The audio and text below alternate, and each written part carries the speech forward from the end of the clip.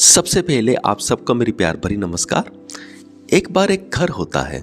उस घर में दो लड़कियां रह रही होती हैं और उस घर के आसपास कच्ची मिट्टी होती है और थोड़ा गंद भी पड़ा होता है।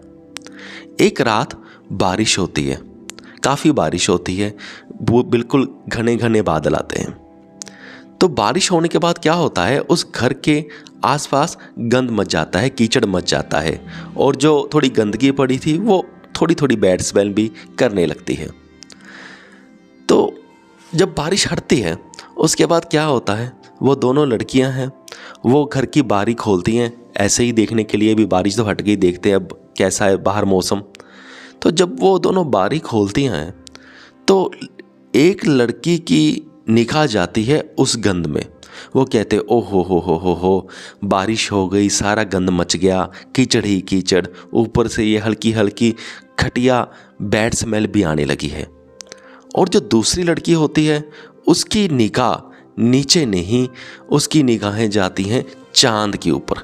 अब चांद निकला हुआ है, मौसम सुहावना हो चुका है, तो वो कह रही है कि वाह कितना सुंदर चांद निकला है, कितना अच्छा मौसम हो चुका है, कितना सुहाना मौसम हो चुका है, ऐसा बिल्कुल क्लोज टू नेचर मौसम हो चुका है।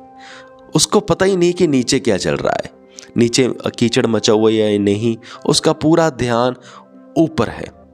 और दूसरी ओर जो दूसरी लड़की थी उसका पूरा ध्यान ही नीचे है, उसको कोई पता नहीं कि ऊपर चांद निकला है या ब्यूटीफुल लग रहा है या नहीं लग रहा।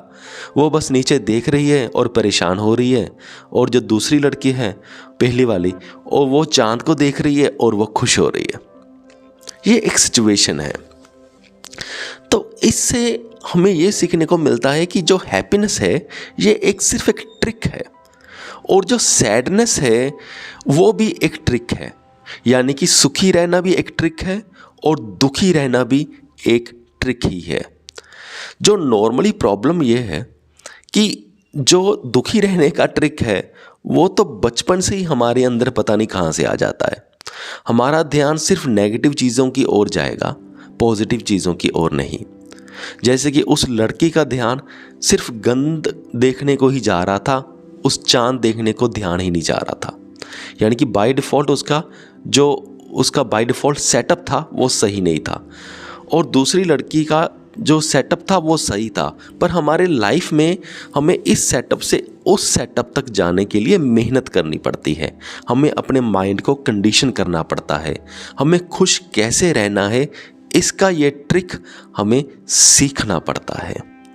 अब देखिए उस घर में क्या था, वो दोनों लड़कियां थी, बाहर जो स्मेल आ रही थी या गंदगी थी उस चीज़ का उन पर कोई इम्पैक्ट नहीं पड़ रहा था। वो चाहे तो बारी बंद करके वापस भी जा सकते थे, पर उन्होंने बारी भी खोली और दुख उसने खुद ही लिया उस चीज़ से, पर दूसरी लड़की ने वो सुख लिया। हालांकि वो दोनों चीज़ों को इग्नोर भी कर सकते थे, ऐसा भी कर सकते थे, वो सुख को भी इग्नोर कर सकते थे, दुख सुख को भी वो इग्नोर कर सकते थे बारी बंद करके, और फिर किसी किस्म की परेशानी उनको नहीं आनी थी। पर हमारा नेचर ऐसा होता है कि हम बाय डिफ़ॉल्ट ही, अगर हम एक्सीडेंटली भी दुख के पास आ जाते हैं ना, जहाँ पर हमें अपॉर्चुनिटी भी होती है कि हम उस चीज़ से इग्नोर कर सकते हैं, पर हमारा डिफ़ॉल्ट सेटअप ही ऐसा है, हम दुख को दूर से उठा करके ले लेते हैं, इग्नोर नहीं कर पाते। यानी कि जिन चीज़ों को इग्नोर किया जा सकता है उन चीज़ों को इग्नोर करने की प्रैक्टिस भी हमें करनी पड़ती है।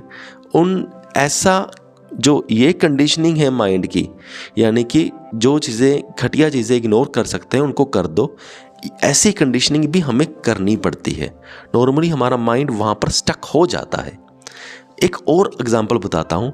जैसे घर में है कि वैसे अच्छा साफ़ सुथरा पड़ा है, लेकिन अगर कहीं कोने में थोड़ी बहुत मिट्टी लगी हुई है या किसी टाइल पे थोड़ा बहुत दाग लग गया जो हमारे घर में होती है, तो एक लड़की को वो परेशान करने के लिए काफ़ी होती है, क्योंकि अब उस लड़की की माइंड की कंडीशनिंग ऐसी हो चुकी है कि सफाई होना बहुत ज़रूरी है।